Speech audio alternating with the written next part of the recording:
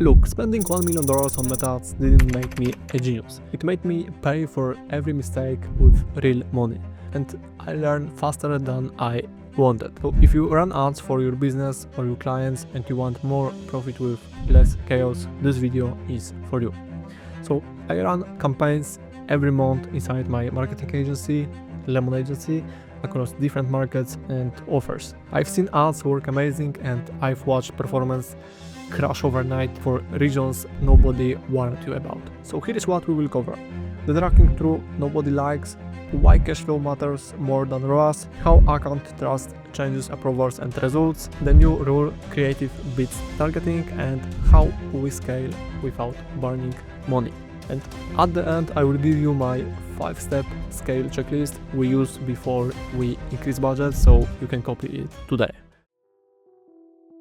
Most people make decisions from one number inside Ads Manager, but after enough spend you learn something painful: platform tracking lies, and it's not always Meta's fault. Attribution windows, iOS privacy, deleted conversions, CRM mistakes, it all adds noise. So your job is not to find the perfect number. Your job is to build a tracking system that makes wrong decisions harder. So one source is never enough. We had a campaign that looked bad in Ads Manager for 3 days. If we will kill it, we will lose the best week of the month. In the CRM, leads were closing later, so the real results showed up with delay. So set up 3 layers. Platform, in this case Meta, for fast signals, website analytics for behavior, landing page, events, next one CRM, sales sheet for real money, and make one rule: never scale or kill based on one dashboard. Most beginners think ads are just a marketing cost. At scale, ads are closer to inventory. You buy attention today, you get returns later. If your cash flow timing is bad, you can lose even whole campaigns are working. So you don't scale based on emotions. You scale when your cash flow can survive variance. After years of consistent spend, Meta can give you a very high credit limit and monthly invoicing. Instead of many smart charges, you get one invoice at the end of the month, usually with around 30 days to pay. In our case, we also built a strong relationship with support, and sometimes we could pay a few days late. This is not just convenience. That can massively help company cash flow. So create a simple ads cash flow buffer. Choose a fixed buffer amount, even small. Keep it separate, track, spend this week, expect returns, worst case week. If you are eligible, explore monthly invoicing, but even without it, the buffer is the key. People think all ad accounts are equal. They are not. At higher spend and longer history, you often see ads get approved faster, fewer random rejections, learning can stabilize quicker, and new accounts can feel like working on ice. So treat your ad account like an asset. Protect it like you would protect a bank account. On our mature accounts, ads often get accepted almost instantly and rejected less. That's why we sometimes run campaigns for clients on our accounts when it makes sense and is compliant. Not because we are special, but because account history is real.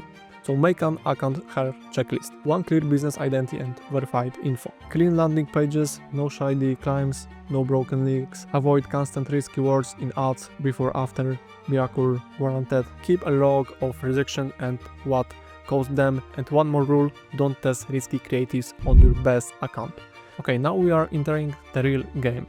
What actually drives performance now? If you still think targeting is the main lever, you are about to waste money.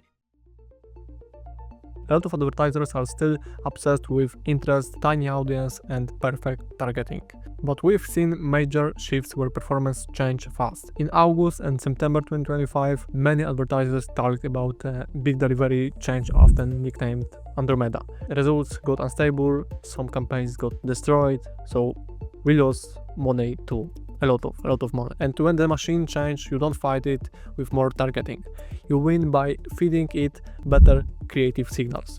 For example, strong hook, clear promise, proof, simple next step. So targeting is not dead, but it's not the hero anymore. Creative is. So we tested the same offer with one pretty video vs 5 simple variation with different hooks. The simple variation won because they give the algorithm more angles to match with different people. Okay, so do a weekly creative sprint. Write 10 hooks, short, specific, record 3 quick videos, fun is enough, make 2 edits per video, different first 2 seconds, launch as a test set, and measure on outcomes, not vibes. Okay, now let's talk about scaling, the part where most people light money on fire, because scaling is not increase budget and pray.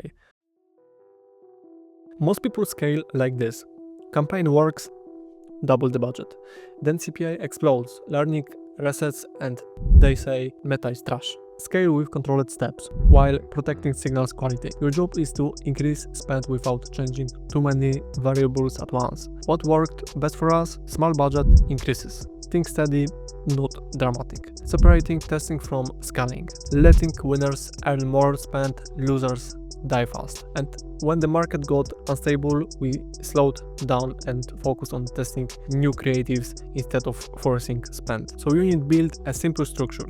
Testing campaigns, many creatives, small budgets, scaling campaign, only proven winners, then follow a rule, increase budgets gradually, and only when results are stable for several days, lead quality is stable, not just cheap, and your backend can handle more volume.